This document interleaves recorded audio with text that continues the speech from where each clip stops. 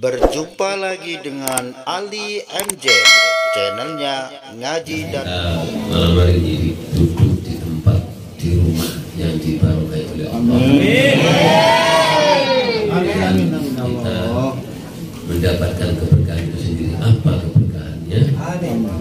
Keberkahan dari berzikir bersama, sholawat, lalu taklim ngaji seperti ini. Mudah-mudahan Allah membimbing, menyelamatkan kita, menuntun kita kepada jalan yang ridhonya, dan Allah menjadikan kita hamba-hamba Allah yang soleh dan soleh. Amin. Salawat serta salam ya Allah mudah-mudahan dicurahkan oleh Allah kepada junjungan kita Rasulullah Muhammad SAW dalam memberikan tauladan yang indah, contoh yang baik di dalam kehidupan di dunia menuju kehidupan akhirat nanti. Hari ini yang saya muliakan selanjutnya yaitu pengajian hadis dalam kitab Mukhtarul Hadis. Rasulullah bersabda, "Idza a'tita syai'an min ghairi an tas'ala fakulli wa tasaddaq." Yang artinya apabila engkau diberi suatu makanan tanpa meminta, maka makanlah dan bersedekahlah. Betapa Islam itu agama yang sangat toleransi dan sangat lembut, sangat baik, sangat bijak. Kalau kita diberi makanan yang kita tidak minta, berarti minta itu sudah disukai oleh Allah. Ada istilah tangan di atas lebih baik daripada tangan yang di bawah. Minta itu bukan tak boleh, tapi kurang baik, ya, kurang baik. Maka makanlah dan bersedekahlah. Kita diberi orang satu makan atau rezeki, saya uang boleh dipakai, tapi dianjurkan oleh Rasulullah SAW untuk juga bersedekah. Kenapa? Karena mungkin di sekitar kita ada orang yang lebih membutuhkan daripada kita. Bahkan orang-orang tasawuf, orang sufi itu, beliau walaupun miskin, kadang-kadang tidak menulis, bukan karena lupa, dengan alasan mungkin ada orang yang lebih membutuhkan daripada dia. Tahu-tahu luar biasa. Bukan orang miskin, beliau miskin, tapi diberi zakat, walaupun beliau berhak mendapatkan saudara.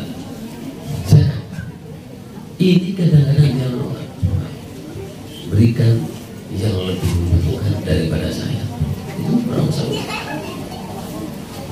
Itu tapi belajar.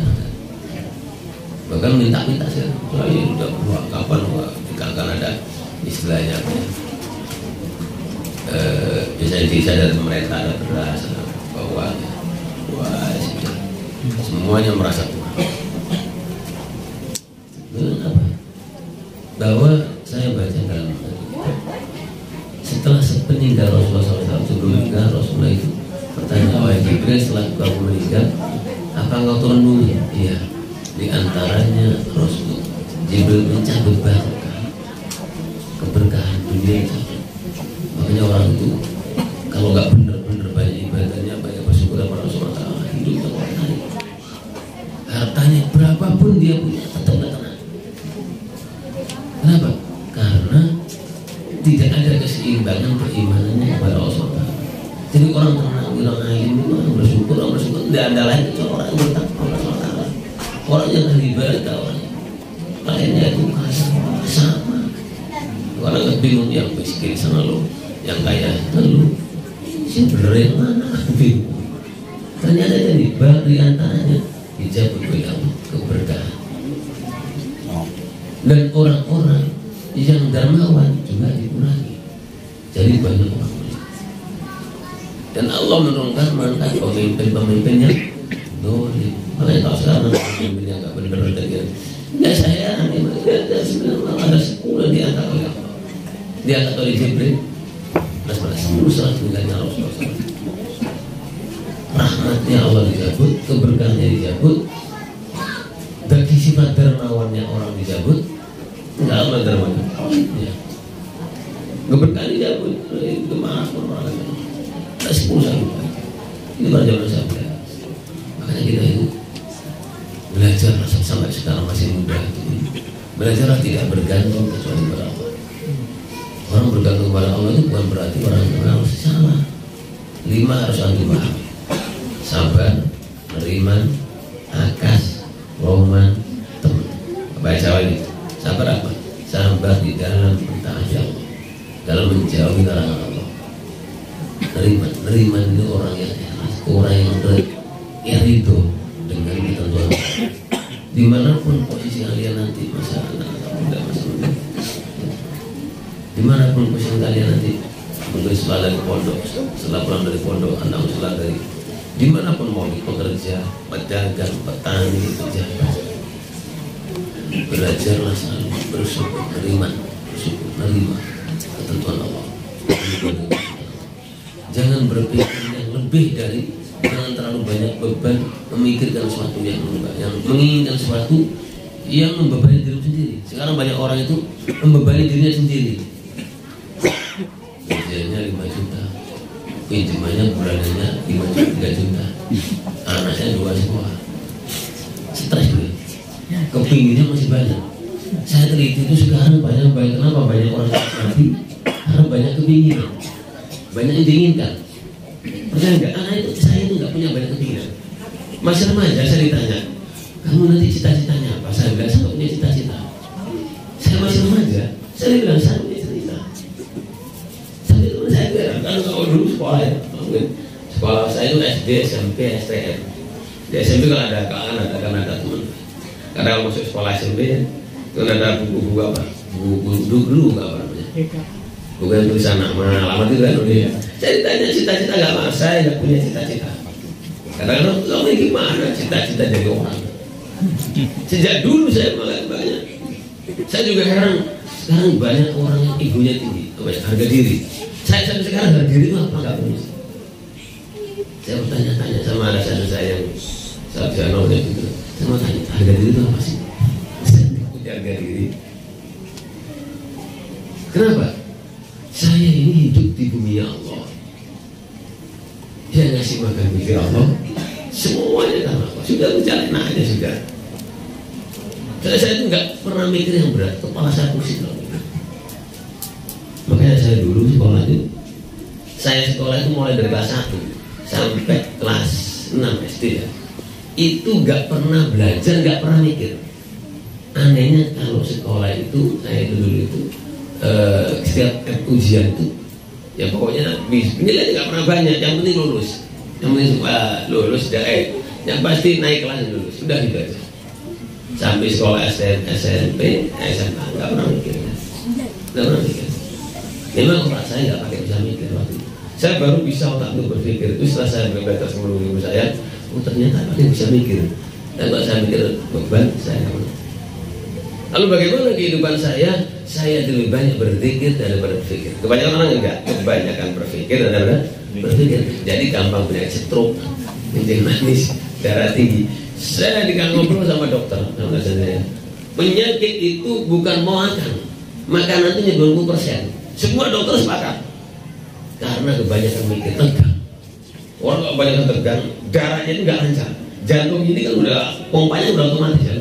Ya sekian detik sekian kali per menit ya, sekian detik, sekian detik ya, 1 detik berapa detik, setiap berapa 1 detik berapa kali saya nggak paham itu. Itu kalau sampai orang itu tegang, denyutnya jantung itu tetap pompanya jantung berjalan, darahnya nggak bisa lancar karena tegang. Disinilah timbul berbagai macam ini. Maka saya itu sakit apa? Paling diare, banyak makan sambal, sama durian. Nah ini durian ini. Ini saya pernah beberapa masuk rumah sakit 3 kali, kecapean sekali, yang banyak diare.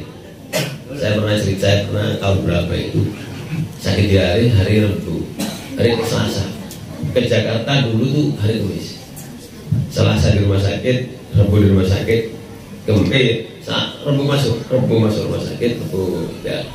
Selang Kamis saya harus terbang ke Jakarta tahun segitu. Saya telepon sama Ustaz Ahmed, maaf, anak lagi di rumah sakit ini, masih diinfus. Saya apa di hari, tertawa dia. Itu masih di hari ya. Jadi nanti malam Anda nggak bisa ikut acara. Mohon maaf. Apa kata Gus? Dokternya sama susternya suruh ke Jakarta. Tak bayar semuanya. Minta per jam berapa, pokoknya tunggu datang. Saya guyon, ini guyon. Enggak Gus Rahmat. Bayangkan beliau proyeknya tahun segitu, ya. Nilai kontraktor, nilai proyeknya zaman segitu tahun 9 berapa? Tahun 2000 berapa itu 2004 2005 sama-sama saya pernah itu 5 triliun. Kalau sekarang mungkin 10 triliun. Ya, dokternya sama susternya pokoknya butuh berapa suster. Bawa ke sini naik pesawat tak biayai semua dan tak bayar per jam. Pokoknya antum datang. Ini bunya nggak bisa. Coba sih wani itu. Akhirnya saya nggak bisa ngomong tak mati nabi minta maaf. Baru saya ketiduran didatangi Rasulullah SAW. Berangkat aku acara karena semuanya. Pokoknya saya itu nggak pernah meninggalkan pengajian hari itu kecuali saya anak saya melahirkan ada di Jakarta. Ini anak yang saya muliakan. Jadi orang kalau kena penyakit macam-macam bukan karena makanannya ternyata. Sepakat dokter semuanya dari pola pikir. Jadi inginnya macam-macam. Ingin satu macam aja. Ridha Gusti sudah. Kalau orang hidupnya ini bekerja keras, dia tetap inginnya cuma satu, mencari dunia Allah. Ayo yang bikin susah itu karena kita kepinginan banyak-banyak. Sedangkan bumi ini berjalan atas izin Allah Subhanahu wa taala. Kalau 5 orang nggak cerita di baru saya masih mengalami satu peristiwa. Begitu saya akal, ternyata mimpi saya itu pas. Jadi akal saya kalah dengan mimpi. Maka kalau ada emergency sama ini 4 orang tak kita. Itu nyata baru-baru ini. Saya mau gitu. Saya Allah sudah merencanakan sesuatu, saya berpetunjuk malam 17. Mimpi saya itu begitu setelah harinya setelah dari tak rencanakan itu gagal rencana itu justru mimpi yang jadi nyata. Jadi saya berpikir ternyata dunia ini sudah ada yang ngatur Gusti Allah. Makanya tulisan itu hasbunallah sudah semuanya sudah berjalan Allah. Bukan berarti saya nggak boleh kerja, salah. Maka di pondok saya nggak ada yang nganggur. Justru satu kalau orang santri malas maka suka kerja laki-laki perempuan disuruh rajin apa aja kalau dia laki-laki kalau perempuan paling musik bikin apa aja pokoknya harus bersih.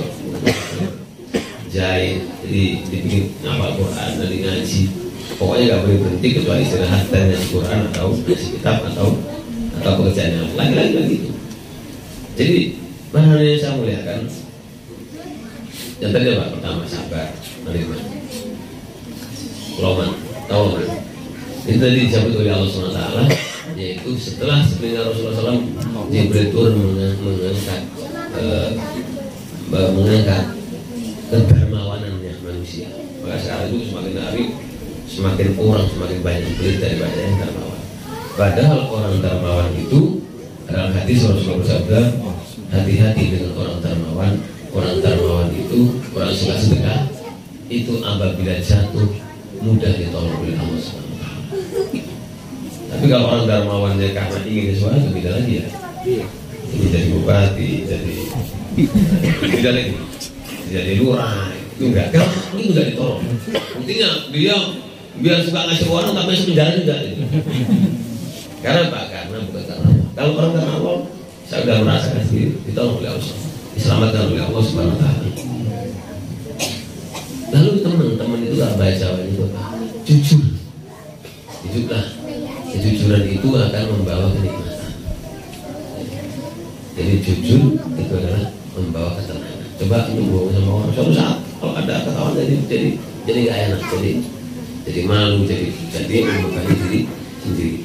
Selanjutnya hadis, apabila seorang dari kamu berbuka, hendaklah ia berbuka dengan kurma, karena kurma itu barokah. Jika ia tidak menemukan kurma, maka hendaklah ia berbuka dengan air, karena air itu mensucikan. Ini sunnah. Jadi kalau berbuka itu utamakan kurma. Ini barokah. Apa sih barokah itu? Barokah itu menenangkan jiwa. Barokah itu menikmati. Barokah itu menjadikan mendorong keimanan kita semakin kuat. kuat kepada Allah Subhanahu wa taala. Pertama menenangkan jiwa, menenangkan pikiran, mengenyangkan, itu juga barokah. Jadi banyak artinya. Kalau nggak ada air putih cukup. Nah, air putih itu akan mensucikan. Yang adalah yang keempat hadis Rasulullah, apabila seorang laki-laki makan sedikit, maka perutnya diberi cahaya. Jadi seorang laki-laki kalau makan sedikit, ini hadis di Sahih. Hadis diriwayatkan Al-Dailami dan dari Abu Hurairah radhiyallahu anhu. Kalau laki-laki makannya sedikit, maka perutnya bercahaya. Rasulullah SAW orang itu kenapa sahabat Rasulullah sehat makannya nggak banyak. Coba kalau nanti kalau pulang makan yang banyak full, bisa tidur nggak? Oh bisa mikir nggak? Nggak bisa mikir. Jadi bodoh, orang kebanyakan makan bodoh. Tapi kalau makan nasi, makanya dalam hadis makan itu protein sepertiga untuk makanan, sepertiga untuk air, sepertiga untuk nafas. Jangan di full mangah. Begitu apa? Terawih, biar. Itu sudah saya pernah coba. Saya mau ngaji kitab hikam, kitab ini hadis ya. Tapi hikam itu kalau enggak kalau kekenyangan saya nggak bisa ngaji, saya bisa baca kitabnya tapi bingung. Ini kok program berat. Iya. Jadi itu tadi. Jadi nggak boleh, bener hadis ini. Makanya bener hadis Rasulullah SAW, makanlah bila telah lapar.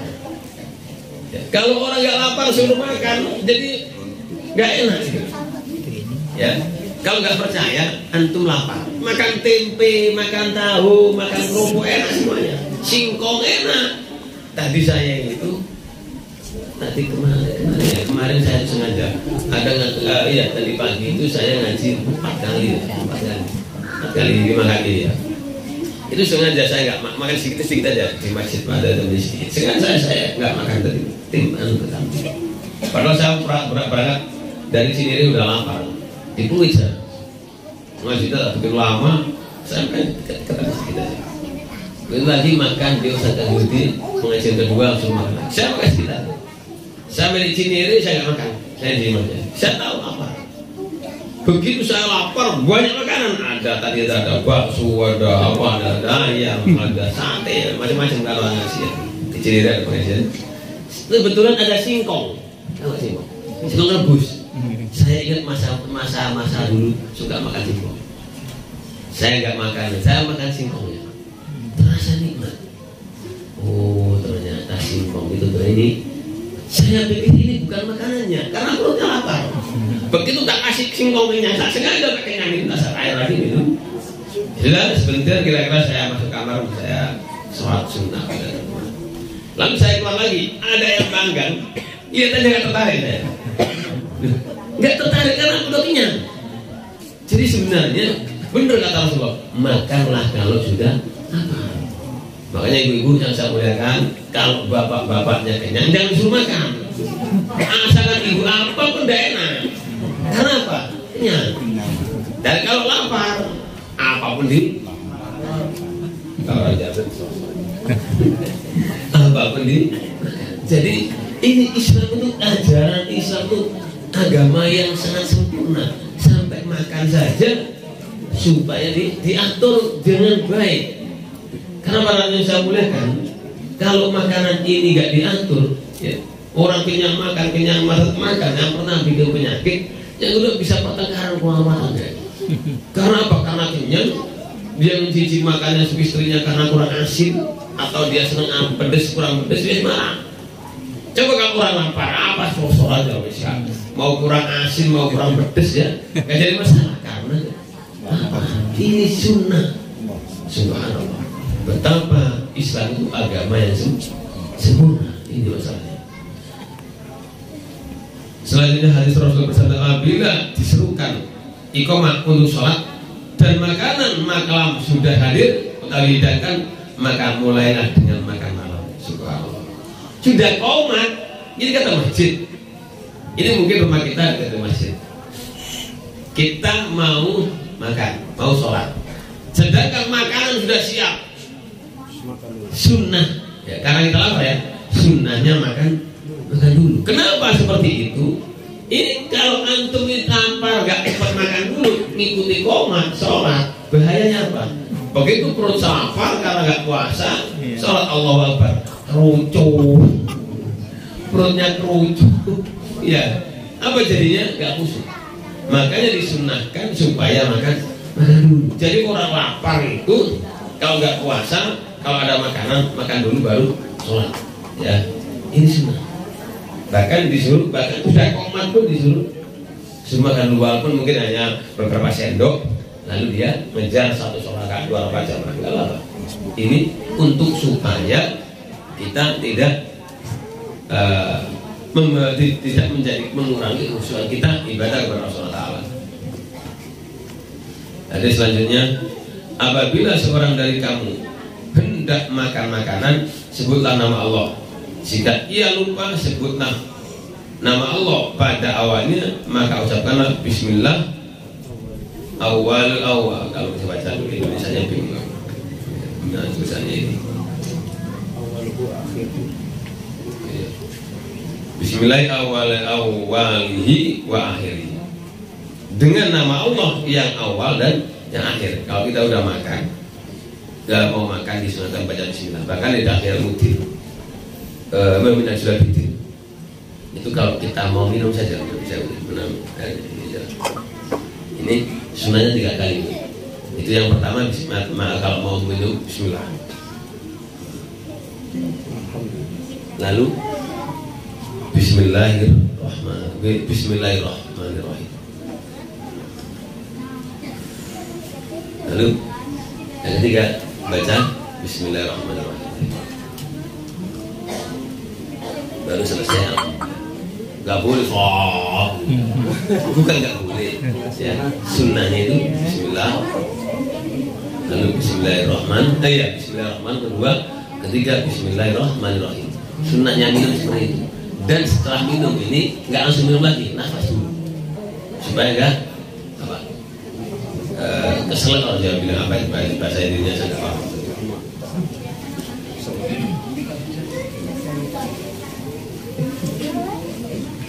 Apabila seorang dari kamu makan, hendaklah ia makan dengan tangan kanannya. Nah, sunnah makan tangan kanan. Sama makan kiri itu sehat ya. Jangan ada. Saya sering pernah lihat ustadz juga minum tangan kiri. Tak ingat antum kan ustadz nggak sistem yang baik. Tangan kiri. Kalau nggak salah bukan ustadz channel lagi. Ini ngiri. Jadi para yang saya muliakan, jangan sekali-kali makan minum tangan kiri. Ini memang kiri itu bukan untuk kebaikan, bukan untuk sudah diatur karena ada kiri ya. Jadi kalau makanan itu tangan kiri, tangan kanan, sunnah. Bahkan di dalam hadis bahwa orang makan tangan kiri itu makan tangan setan. Jadi nggak boleh. Mengambil dengan tangan kanannya dan memberi dengan tangan kanannya. Mengambil sesuatu dengan tangan kanan. Mengambil apa? Makanan. Lalu memberi sesuatu kepada orang lain juga dengan tangan kanan. Ini sunnah. Makanya di dalam hadis Rasulullah SAW, man ahya sunnati faqad ahabbani wa man ahabbani kana ma'i fil jannah. Jadi tanda-tanda orang yang cinta kepada Rasulullah SAW adalah menjalankan sunnah. Jadi kalau orang menjalankan sunnah itu tanda cinta. Orang kalau cinta, barang siapa cinta kepadaku, kata Rasulullah SAW, berarti dia cinta kepada. Barang siapa cinta kepada Allah, dakhala jannah, akan dimasukkan oleh Allah ke dalam surga. Jadi kalau kita usahakan cara makannya Rasulullah tangan kanan, ya minumnya tangan kanan, ya semua yang baik-baik ke kanan. Ini sunnah. Bahkan ya Rasul nggak pernah begini. Saya pernah baca hadis nggak boleh. Segini itu nggak Pakistan nggak boleh. Rasul nggak pernah. Tangan. Ini sunnah. Jadi saat ini nggak boleh. Ini kaku, kurang adat dari tangan seperti ini. Kalau orang Jawa bilang, kalau orang Jawa ini. Tapi yang sunnah seperti ini. Sunnah seperti ini. Kalau orang Jawa tarik dan jempol. Nah, saya pernah masih sekolah dulu jadi kan. Guru saya itu orangnya kasih jalan untuk perempuan. Usah tinggi kali tangan saya. Saya nggak ngerti. Kalau Jawa pakai jempol ya. Tapi sunnahnya seperti itu. Semuanya itu sunnah. Ini dalam kitab di Nasr Bidin. Baik, kalau juga